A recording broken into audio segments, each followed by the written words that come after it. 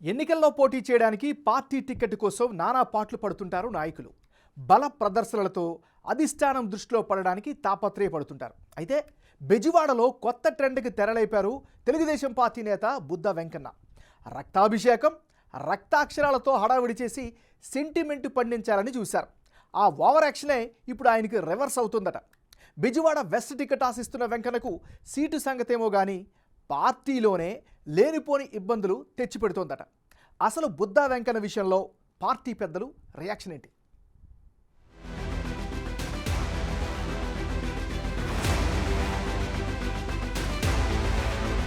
విజయవాడ పశ్చిమ నియోజకవర్గం ఎప్పుడూ హాట్ టాపిక్ గానే నిలుస్తూ ఉంటుంది. ఆ కమర్షియల్ సెగ్మెంట్ లో పోటీ చేయడానికి అన్ని పార్టీల్లో నేతలు క్యూ కడుతుంటారు. ఎప్పుడూ ఏదో ఒక కార్యక్రమం నిర్వహిస్తూ తమకి సీటు కావాలని అధినాయకత్వానికి అభ్యర్థనలు, ఒక్కోసారి హెచ్చరికలు చేస్తుంటారు. తమ బలాన్ని ప్రదర్శించుకోవడానికి తెగ తాపత్రయపడుతుంటారు. ఈసారి బెజవాడ వెస్ట్ సెగ్మెంట్ అన్ని పార్టీల్లో హాట్ కేకులా మారింది.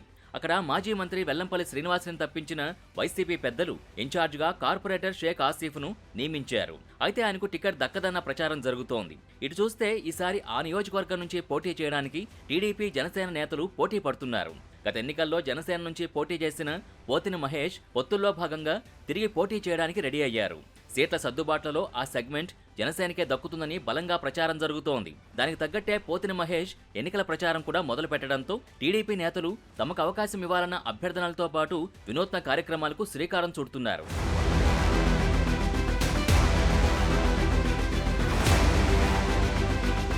ఆ క్రమంలో ఈసారి ఎలాగైనా పశ్చిమ నియోజకవర్గం నుంచి పోటీ చేయాలని పట్టుదలతో ఉన్న మాజీ ఎమ్మెల్సీ బుద్ధ వెంకన్న చేస్తున్న ప్రయోగాలు టీడీపీలో చర్చనీయాంశంగా మారాయి. ప్రెస్ మీట్ పెట్టి మరీ ఎక్కడ స్విచ్ చేస్తే ఎక్కడ వెలుగుతుందో తనకు తెలుసని ప్రకటనలు చేస్తారాయన.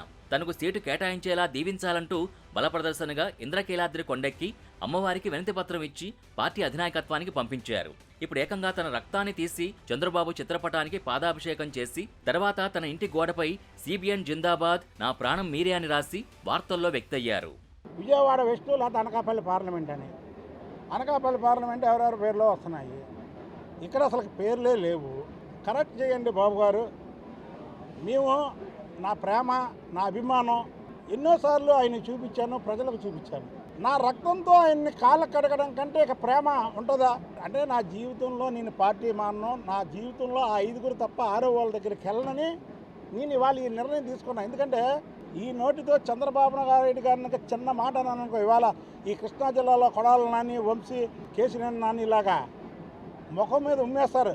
తప్పు. ఆయన నిజంగా దేవుడు. చంద్రబాబు నాయుడు అనే వ్యక్తి దేవుడు. ఆయన ఇంకందులో రెండో క్వశ్చనే లేదు. నా ప్రేమ ఆయనకి తెలియాలి, నా బాధ ఆయనకి తెలియాలి. నా ప్రేమ తెలియాలంటే ఏం చేయాలి? పూలతో కాలు కడిగితే రాదు, పన్నీరుతో కాలు కడిగితే రాదు. కనుక నా రక్తంతో ఆయనకి పాదాభిషేకం చేశాను.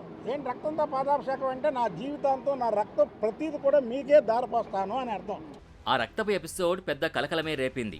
అదే ఇప్పుడు వెంకన్నను ఇబ్బందుల్లోకి నెట్టింది. టీడీపీ పెద్దలు ఆయనపై తీవ్ర ఆగ్రహం వ్యక్తం చేశారట. సీటు కోసం మరీ అంత అతి ఎందుకు చేయాల్సి వచ్చిందని దులిపేశారట. ఇలాంటి కార్యక్రమాలతో ఆయన తన ఇమేజ్తో పాటు పార్టీ ఇమేజ్ను కూడా డ్యామేజ్ చేస్తున్నారని ఫైర్ అయ్యారట. ఇంకోసారి అలాంటి ఓవర్ యాక్షన్ చేస్తే కఠిన చర్యలు తీసుకోక తప్పదని బుద్ధ వెంకన్నకు సీరియస్ వార్నింగ్ ఇచ్చారని అంటున్నారు.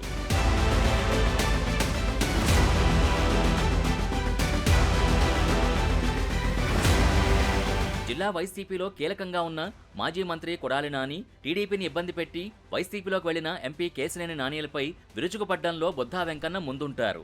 ఆ క్రమంలో ఆయనకు మాస్ లీడర్గా మంచి ఇమేజే వచ్చింది. అయితే ఆ ఇమేజ్ ఈ బ్లడ్ ఎపిసోడ్తో తుడిచిపెట్టుకుపోయిందన్న అభిప్రాయం వ్యక్తమవుతోంది.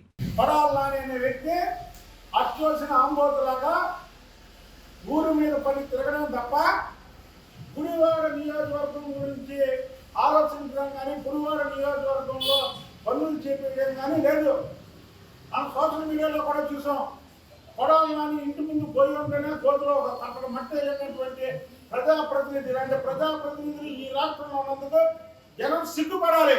4 సార్లు గెలిచా అన్నాడు. ఈసారి వీళ్ళు కేసీఆర్ నాని ఒక బ్రోకర్, బస్ టికెట్లో బ్లాక్లో అమ్ముకునే బ్రోకర్.